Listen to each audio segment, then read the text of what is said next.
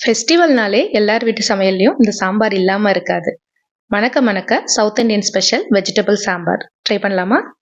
இப்போ ஒரு பாத்திரத்தில் தேவையான அளவு எண்ணெய் சேர்த்துக்கோங்க. கூடவே சின்ன துண்டு கட்டி பெருங்காயம் போட்டு பெருங்காயம் பொரிஞ்சதும் 1 ஸ்பூன் சீரகம், 1 ஸ்பூன் கடுகு, 1/4 ஸ்பூன் வெந்தயம் போட்டு பொரிச்சுக்கோங்க.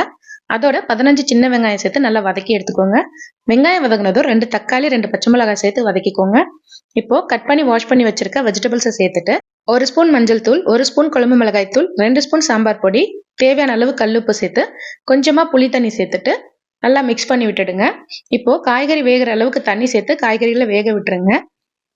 காய்கறி 3/4 பங்கு வெந்ததுக்கு அப்புறம் 1/2 கப் துவரம்பருப்பை 4 விசில் வச்சு நல்லா மசிச்சு வச்சிருக்கேன். இப்போ அதையும் உள்ள சேர்த்துட்டு நல்லா மிக்ஸ் பண்ணிக்கலாம். கடைசியா கொஞ்சமா உப்பு சேர்த்துக்கோங்க. இப்ப தாளிப்புக்கு கடுகு, காஞ்ச மிளகாய், கருவேப்பிலை சேர்த்து தாளிச்சு கொட்டிடுங்க. மேல கொஞ்சமா கொத்தமல்லி இலைகளை தூவி விட்டுக்கோங்க. சூப்பரான traditional south Indian special vegetable sambar ready.